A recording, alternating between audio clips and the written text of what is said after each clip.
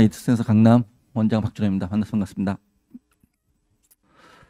제가 1년에 설명회를 한 50회 이상 진행을 하는 것 같습니다. 그러니까 뭐 제가 직접 연설을 하든지 사회를 보든지 뭐 이렇게 해서 진행하는데 항상 제일 무거운 설명회가 이 재수 정규반 설명회예요. 이맘때 오는 친구들. 그래서 재수 정규반 설명회에 오는 친구들이 일단 20살 인생에서 첫 번째 하여튼 좌절이라면 좌절, 실패라면 실패, 자기가 가고 싶은 데 못 갔던 친구들이기 때문에 마음이 많이 우울합니다. 그래서 설명회가 다른 설명회보다 좀 무겁게 진행되는 경향이 많습니다. 딴 설명회는 좀 얘기하다 보면 제가 뭐 조크 같은 거를 막 웃어주시기도 하고 막 그러시는데 여기 이 재수정규 설명회는 그렇게 웃으시는 분들이 많지 않아서 참 앞에서 연설하는 사람이 되게 힘듭니다. 사실은. 그럼에도 불구하고 오늘 사실은 여기 오신 분들이 실패하거나 좌절해서 오는 것은 저는 아니라고 생각을 해요. 그러니까 대학을 못 가서 재수하는 사람은 이제는 없습니다. 사실은. 이게 무슨 얘기냐면은 올해 대학 정원이 몇 명인지 아십니까? 대학 정원이 4년제 플러스 2년제 정원이 48만 7천 명입니다. 근데 올해 대학을 가겠다고 수능에 응시하겠다고 원서를 쓴 학생이 몇 명인지 아세요? 49만 2천 명입니다. 그러니까 49만 2천 명에서 내가 가려고 마음만 먹으면 49만 2천 명에 내가 가려고 마음만 먹으면 48만 8천 명 안에 들어갈 수 있죠. 한 5천 명 남아요.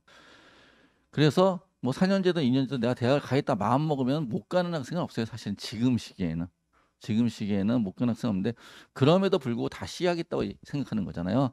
다시 하겠다고 생각하는 건 사실은 재수란 것은 대학을 못 가서 하는 게 아니라 엄밀하게 얘기하면 만족하지 못해서 하는 거죠. 그래서 제가 오늘 보여드릴 거는 일단은 재수 어떤 자세로 공부를 해야 될까 이런 거에서부터 시작해서 저희 시스템이 어떤 건지 그리고 올해 입시 쟁점에 어떤 내용들인지 이런 것들을 좀 간략하게 설명을 드리도록 하겠습니다.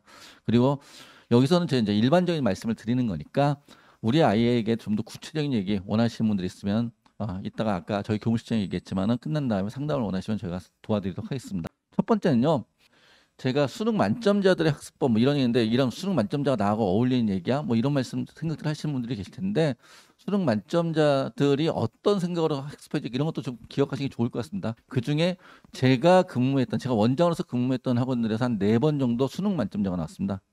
정확히 수능 만점 3번 나왔었죠. 3번 수능 만점자 나오고 그다음에 서울대 의예과를 정시로 합격한 친구 얘기가 있어가지고 그런 얘기부터 시작하면서 제가 한번 얘기를 시작해 볼까 합니다. 일단 한번 이 친구 한번 볼까요? 이 친구는 좀 오래된 얘기이긴 하지만 입학할 때 점수가 3등급이었습니다. 저 정도 문과에서 저 정도 등급이면 어디 갈 거라고 예측하십니까? 지금 저 시절에 서울 안에 못 들어오는 겁니다. 그러니까 서울 경계선 끝. 저희가 인서울이라고 얘기하면 인서울의 개념들이 다 다르신데요. 사실은 어떤 부모님 만드시면 인서울이 어딥니까? 그러면 뭐 중경외실은 가야지 인서울이죠. 뭐 이렇게 말씀하시는 분들 실제로 계십니다. 또 어떤 분은 건동홍수는 가야죠. 어떤 분은 그래도 서울에 안에 있는 무슨 여대권까지는 가야 되겠죠. 어떤 분들은 그냥 서울에 주소지가 있으면 인서울 아닌가요? 뭐 이렇게 말씀하시는 분들 있어요. 서울에 주소지가 있는 대학은 모두 46개가 있습니다.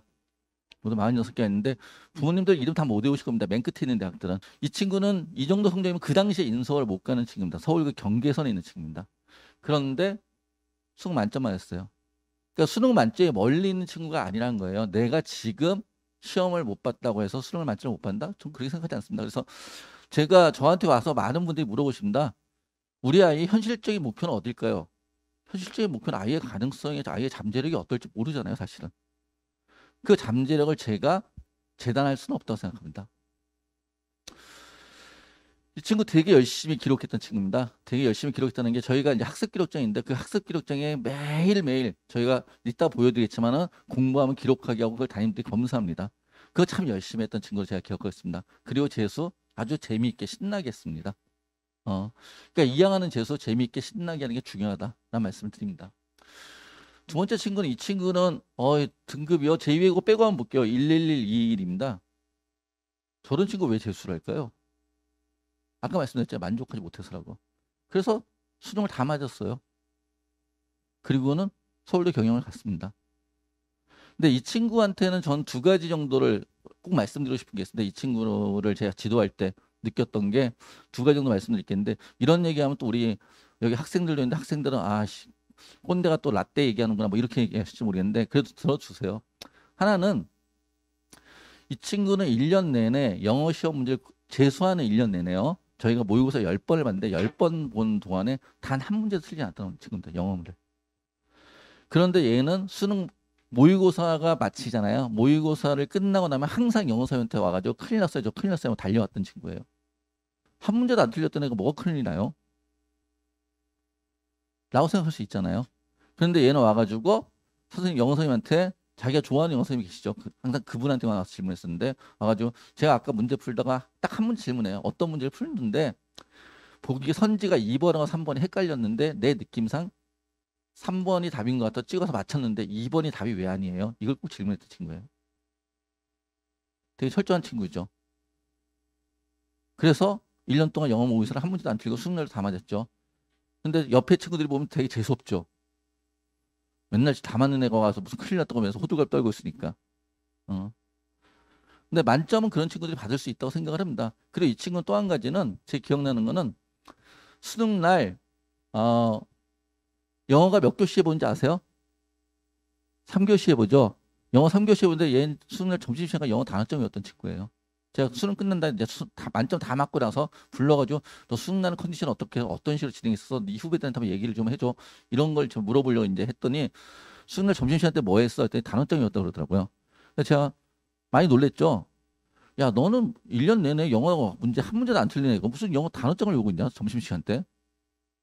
그랬더니 그 친구 했던 말이 독해나 어법은 자기가 앞뒤 문맥 맞춰가지고 대충 맞출 수 있는데 단어는 그냥 모르면 끝이잖아요.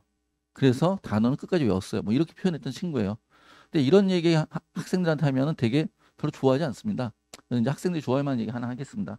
이 친구는 수능까지 기다렸을 때가 한 200, 300일이 좀 안 남았던 친구입니다. 300일이 좀 안 남았고 200 여기 있는 친구들도 마찬가지죠. 현재 한 280일 정도 남았었는데 이 친구가 어느 날 지나가다 버스 타고 갔는데 라디오에서 이런 얘기가 나오더래요.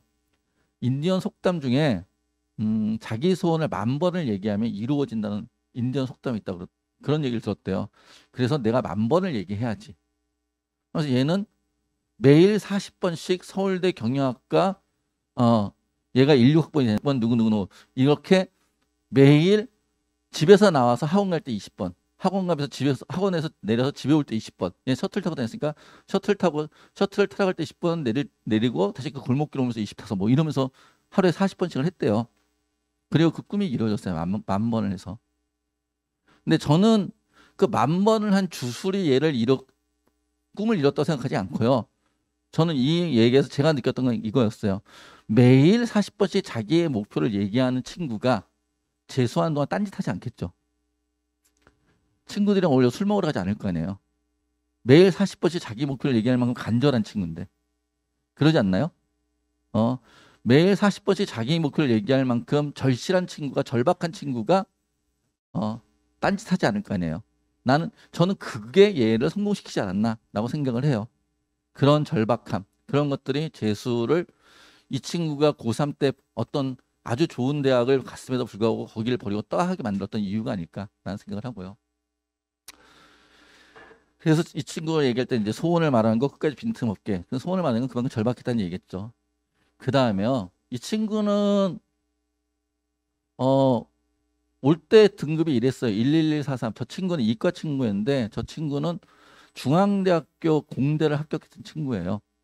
중앙대학교 공대를 1월 말쯤에 얘는 그러니까 시험 보고 나서 그냥 이 시험이 못 봤다고 스스로 생각한 친구예요. 실제로 못 봤어요. 실제로 자기 입장에서는 못 봤다고 생각하고 어떻게 생각했냐면 못 봤다고 생각하고 얘는 1월달 우리가 조기 선발반이라는 거 있었죠. 1월달 1월 첫 2일부터 시작하는 거 조기 선발반부터 와서 그냥 공부를 했어요. 그냥 난 시험 못 봤으니. 그런데 1월 20일쯤에 얘가 원서 쓴 중앙대가 합격이 됐어요. 그 당시에 이게 이제 중앙대 합격할 점수예요. 중앙대 합격했는데 제가 물어봤죠. 갈래? 그랬더니 아니요. 그냥 1년 할래요. 해보니까 공부할 만해요. 그래서 1년 해가지고 이렇게 나왔어요. 그래서 서울대 의예과를 정시로 갔죠. 근데 여기서 이제 말씀을 드릴 거는 얘는 왜 재수했을까요? 이 점수 갖고. 이 점수 갖고 왜 재수했냐면요.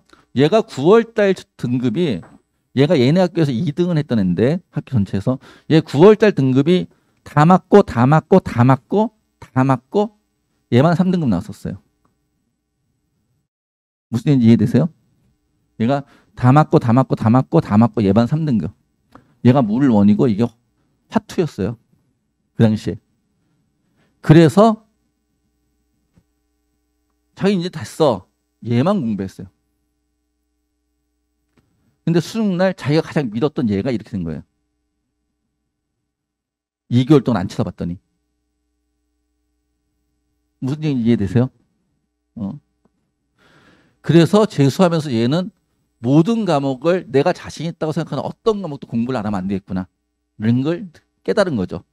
그래서 내가 제일 자신 있는 과목도 수능날 배신할 수 있어서 모든 과목을 다 열심히 공부하게 돼요. 결론적으로. 그러니까 실패해서 고3 때 자기가 점수를 수능을 못 본 것에 대해서 교훈을 얻은 친구죠. 그런데 사실은 제가 요즘 상담하다 보면은 재수하러 온다 하면서 자기가 고3 때 왜 실패했는지 교훈이 없는 애들이 되게 많아요, 사실은. 아직도 어떤 한 과목만 자기가 못해서 못 떨어졌다 뭐 이런 생각하는 친구들 되게 많고요. 대학은 뭘로 가죠? 어떤 국어 한 과목 잘하면 대학이 뽑아주나요? 대학은 뭘로 가야 돼요? 총점으로 가는 거예요. 총점으로. 정시에서는. 그러니까 총점 관리가 돼야 돼요. 한 과목만 잘하는 게 아니라. 그래서 총점 관리가 돼야 된다. 이런 말씀을 드리는 거고요. 자, 이 친구 제가 기억났던 거 두 가지만 말씀드릴게요. 이 친구는 재수할 때는요. 밤에 무조건 10시에 저녁 끝나거든요. 10시에 끝나면 집에 가서 11시에 무조건 잤대요. 11시에 무조건 잤대요. 그러니까 11시 또는 뭐 늦어도 12시 전에 무조건 잤대요. 얘가 고3 때는요. 고3 때는 맨날 새벽 2시까지 독서실에 공부를 했대요. 맨날 새벽 2시까지 독서실에 공부하고 그리고 나서 다시 그러니까 공부 잘했다 친구니까 새벽 2시까지 자기는 당연히 공부하는 거라 생각하고 또 부모님들 4당 5당 얘기하니까 고3인데 또는 5당 6당 얘기하니까 그래서 새벽 2시까지 공부하고 그리고 와서 집에 와서는 한 4시간 정도 5시간 정도 자고 그 다음에 학교를 가는 거죠. 학교를 가는데 매일 새벽 2시에 공부하니까 낮에 졸리겠어요? 안 졸리겠어요? 졸릴까요? 안 졸릴까요? 사람인데 졸리죠. 기본적으로 6시간 자야 되거든요. 그러니까 졸린 거예요. 그러니까 낮에 깜빡 졸아요. 자기도 모르게 어느 순간. 깜빡 졸고 그 깜빡 졸린 게 또 억울하고 분해서 그걸 벌충하려고 밤에 또 공부하는 거야. 새벽 2시까지. 그리고 또 깜빡 졸고. 근데 정신을 차리고 있어야 될 걸 수능을 준비하는 입시생들은 정신을 언제 차리고 있어야 돼요? 낮에 차려야 돼요? 밤에 차려야 돼요? 예? 낮에 차려야죠. 수능을 언제 보는데? 낮에 보는데. 수능이 8시 40분부터 보잖아요. 수능이 8시 40분부터 시험 보기 시작해서 5시 전후에서 문과, 이과 좀 약간 다르긴 하지만은 제2외까지 하면 5시가 넘어서 끝나죠. 그때까지 거의 5시까지 시험을 본단 말이에요. 그러면 시험을 보는 시간에 집중하고 있어야 되잖아요. 그러지 않나요? 수능나는 체력전이거든요. 근데 수능을 보는 시간에 집중하고 있어야 돼. 얘는 항상 새벽 2시까지 말똥말똥 하다가 낮에 조는 게 습관이 돼 있었던 거죠. 를 자기가 또 스스로 깨달은 거예요. 그래서 집에 가서 자자. 그리고 낮에 깨어있자. 그래서 실제로 얘는 수능을 보는 날까지 자기가 그렇게 얘기하더라고요. 자기는 학원에 와서 존 적은 1분도 없다고. 학원에서 수업을 하든지 자습을 하든지 학원에서만큼은 즉 수능 시험을 보는 시간만큼은 1분도 안 졸았다고. 그러려고 노력했고 실제로 1분도 안 졸았고 잠은 밤에 잤고. 근데 작년 고3 때는 그런 걸 몰라가지고 고3 때는 새벽 2시까지 공부해서 자기 만족만 했지 실제로. 라는 얘기를 하더라고요. 자, 이 말씀은 누구한테 하는 거예요? 학생들한테 하는 얘기예요? 부모님한테 하는 얘기예요? 부모님들한테 드리는 얘기예요. 애가 집에 와서 일찍 자더라도 재수생이 왜 공부 안 하고 자니 이런 얘기 하지 마시라고. 무슨 얘기인지 알겠어요? 그러니까 아이가 학원에 오면 지금은 코로나 때문에 9시까지 못하지만 이제 정상하면 10시까지 할 거예요. 그럼 학원에 8시부터 10시까지 하루에 몇 시간 있어요? 14시간 있어요. 14시간 동안 이 건물에 딱 들어오잖아요. 이 건물에서 우리는 이 건물에 한번 들어오면 밖으로 못 나가요. 이 건물 안에서 공부하고 밥도 먹고 이도 닦고 그다음에 뭐 옥상 올라와서 하늘 한번 쳐다보고 뭐 이런 걸 다 이 건물 안에서만 해야 돼요. 하루에 14시간 동안 여기가 학교처럼 운동장이 있는 데도 아니잖아요. 할 수 있는 게 뭐밖에 없어요. 할 수 있는 게 뭐밖에 없는 게 아니라 할 게 공부밖에 없어요. 공부 말고는 할 수가 없어요. 전자기기 갖고 뭐 딴 거 보지도 못해요. 저희 교실마다 옆에 이거 좀 보이시죠? 뭐 같아요? 저 매달려 있는 게 CCTV잖아요. 여기 화장실 빼고는 모든 장소에 CCTV가 있어요. 독서실도 마찬가지고. 제가 공부하는 공간도. 그러니까 아이들이 공부하다 딴 거 제가 전자기기로 딴 거 쳐다보잖아요. 그럼 그것도 뺏겨야 돼요. 한 2주간 저희가 보관해요.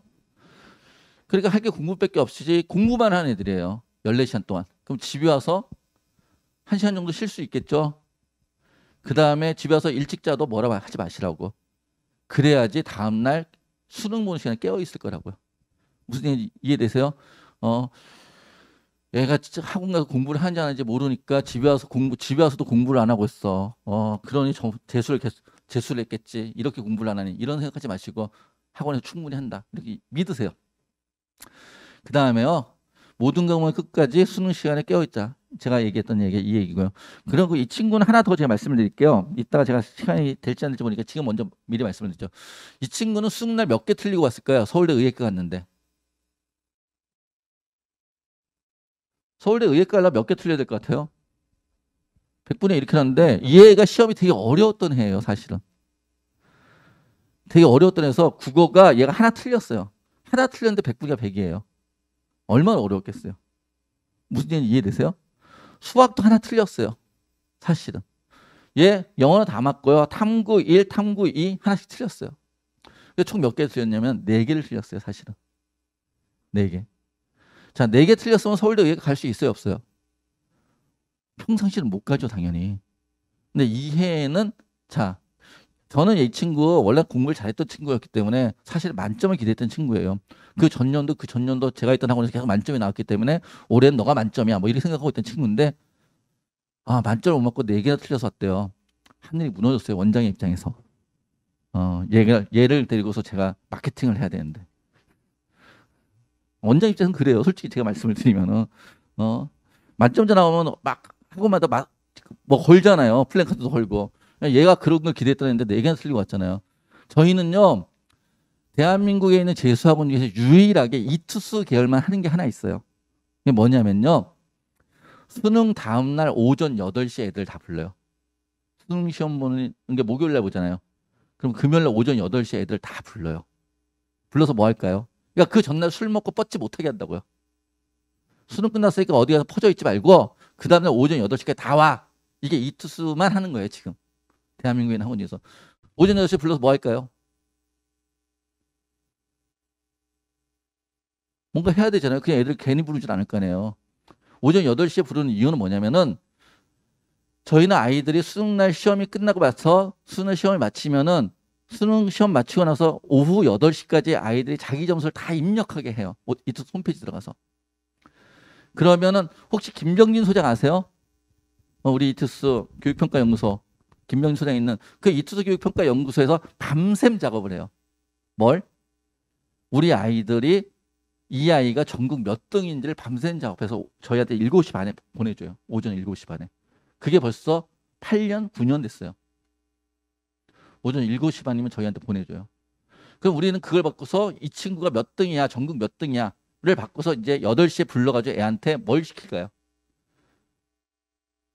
토요일에 뭐 보러 가야 돼요? 논술 보러 가야 되잖아요. 그러지 않나요? 토요일, 일요일 논술 보러 가요. 당장. 그럼 토요일, 일요일 논술을 보러 갈지 말지 결정해야 되잖아요. 애가 와서 시험을 잘 봤으면 논술을 보러 가지 마. 정시에 너 붙어 이거보다 더 좋은 데가 갈 거니까. 를 결정해 줘야 되잖아요. 그 다음에 수능을 못 봤다 그러면 바로 토요일 날 논술 시험 보러 가야 되니까 토요일 날 논술 시험 볼 수 있게 얘한테 넌 이 논술은 봐야 돼. 그러니까 금요일 하루라도 논술 공부를 하게 만들어줘야 되잖아요. 그러지 않나요? 저희는 그냥 단순히 어떤 과목에 점수만 올려주는 학원이 아니에요. 재수종합반이라는 데는. 애들 수시원서, 정시원서까지 해서 대학을 보내는 학원인 거지. 원하는 대학을 보내는 게 우리의 목표인 거죠. 무슨 얘기인지 이해되시죠? 그래서 이 친구 같은 경우에는 그날 와가지고 그런 얘기를 했었단 말이에요. 4개나 틀렸던 왔대요. 아, 망했다. 망했다고 생각을 딱 하고 그 다음날 이 친구가 보러 가야 될 시험이 울산대 의예과 시험에 논술이. 토요일날 울산대 의예과에 있었어요. 울산대 의예과는 메이저 의대입니다. 혹시 아세요? 메이저 의대가 어딘지 아세요 혹시? 5개 있는데. 저번에 설명했는데 모르시는 분들 계시더라고요. 부모님들, 문과 부모님들 잘 모르시긴 하던데 이과 부모님은 다 아시죠? 메이저 의대는 고대는 메이저 의대가 아니에요. 고대 의예과. 고대 의예과 메이저 의대라는 표현을 잘 안 쓰죠. 물론 좋은 대학이죠. 근데 메이저 의대라고 얘기하면 우리가 흔히 얘기하는 게 서울대, 서울대는 메이저라고 얘기하기 전 메이저의 메이저죠 사실은. 서울대, 그다음에 연세대, 그다음에 또 어디죠? 성균관대, 가톨릭대, 울산대. 울산대 지방대인데 왜 메이저냐? 자, 의대는 대학의 서열이 아니라 뭐의 서열? 병원의 서열. 울산대는 아산병원이 있으니까. 성균관대는 삼성의료원이 있으니까. 가톨릭대는 성모병원이 있으니까. 뭐 이런 얘기들이 하는 거죠.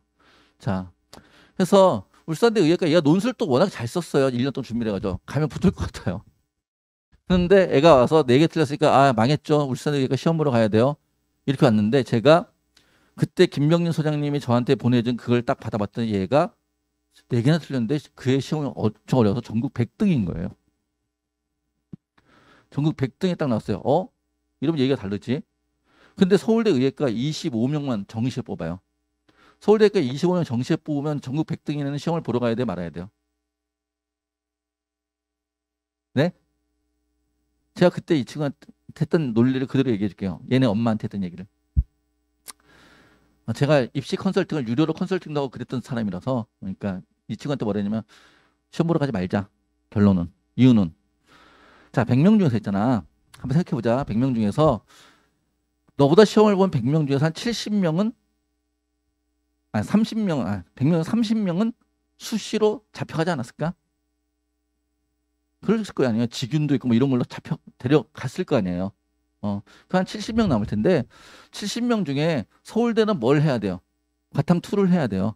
근데 의대만 목표로 하는 애들은 요즘 과탐2를 안 하는 경우가 많아요. 70명 중에 한 30명은 과탐2를 안 했을 거야. 그러지 않을까요? 그러면은 과탐2를 하고 너보다 성적이 좋은 애는 한 40명 정도 남았을 거야. 40명 남았는데 40명 중에 너가 4개 틀렸잖아. 3개 틀린 애, 2개 틀린 애들 중에서는 우리처럼 엄밀하게 너가 몇 등이야 계산하지 않으니까 걔네들은 3개나 2개 틀렸으니까 자기가 많이 틀렸다고 생각하고 서울대 의예를 못 쓴 애가 10명은 될 거야. 그래 보이지 않나요? 그리고 나서 이제 30명이잖아요. 그러면 25등까지 보는데 30명 중에서 내가 서울대 의예과 점수가 되지만 그 점수를 서울대의과 점수가 되지만 나는 의예과가 싫어. 공대나 뭐 이런 데 가고 싶어. 난 피 보는 거 정말 싫어. 매스 들기 싫어. 이런 애가 적어도 5명은 될 거야. 그러지 않을까요? 그래서 제가 이 친구한테 너 25등으로 합격할 것 같으니까 울산에 시험 보러 가지 말자 이랬어요. 그리고 이 친구 동의하고 이 부모님도 동의해 주셨어요. 결론적으로 얘는 서울대 의예과를 나중에 정시 결과 점수 쭉 보니까 24등을 합격했더라고요. 제가 이런 말씀을 드리니까 물론 이렇게 모험을 하면 안 돼요. 보험이 있어야 돼요. 그 보험은 뭐냐면 제가 얘 성적 갖고 얘가 유리한 대학교를 한 사람들 쭉 돌려보니까 가군은 서울대 의과 쓰고 나군에 가톨릭대 쓰면 합격하겠더라고요. 가톨릭도 메이저 의대니까 어차피 울산대나 가톨릭이나 비슷하다 하면은 하고 한 번 더 노려보자라고 했던 거죠. 그런데 그 노려보는 게 아무런 근거 없이 노려볼 수 없잖아요. 그러니까 이러이러한 근거가 있으니. 자, 제가 말씀드린 이런 걸 컨설팅이라고 얘기하는 거예요. 그냥 단순히 그러니까 자료를 분석하고 현재의 흐름을 보고 학생들의 추이를 살펴보고 그런 걸 컨설팅이라는 거지. 아이랑 같이 담임선생님이 고3 때 제일 정시 상담을 하러 갔을 때 화나신 게 뭐예요? 선생님이 나랑 똑같이 클릭해보고 진학사 클릭하든지 아니면 저희 모지 클릭해보고 여기 안 된다는데요? 된다는데요? 안 된다는데 된다. 안정이라는데 아니라는데 안정이라는데 아니라는데 그걸 꼭 선생님하고 같이 봐야 될 이유가 뭐 있어요? 나 혼자 봐도 되는데. 똑같은 자료 보고 있는데. 그러지 않나요? 그런 거는 그냥 사이트 보고 읽는 거죠. 그런 걸 컨설팅이라고 얘기하지 않아요. 저희가 얘기하는 컨설팅이라는 거는. 그러니까 저희는 그런 컨설팅까지 해서 대학을 보내는 걸 하는 게 저희가 하는 일이다. 그래서 점수 올리고 컨설팅까지 다 한다. 그 말씀을 좀 드리고 싶은 거고요. 하여튼 얘는 그래서 지금도 제가 부르면 쪼르르 와요. 요즘은 한번 오라고 했더니 요즘은 제가 얘가 지금 봄가라서 바쁘다고 못 온다고 그러더라고요. 그 다음에 이 친구는 하여튼 이런 성적대에서도 만점할 수 있다. 뭐 이런 얘기들 이렇게 제가 말씀을 드리는 거고요. 그러니까 만점이 원래 잘했을 때도 만점 그러지 않아요, 사실은. 내가 어떻게 하느냐 이럴 수 있는 거죠. 그러니까 현재 여러분들이 어떤 목표를 가져야 되느냐, 제가 말씀드리고 싶은 건 목표, 어떤 말씀을 드리고 싶은 거예요? 목표 가질 만큼 가져라. 대신 이따가 말씀드렸지만 지금 할 거는 충실해라. 목표가 여기 있다고 지금 내가 여기인데 여기 있는 짓을 하면 안 되고, 이건 지시예요. 목표는 여기지만 내가 지금 여기서부터 이렇게 하나씩 올라갈 것들, 지금 해야 될 걸 해야 된다. 이 말씀을 드려요.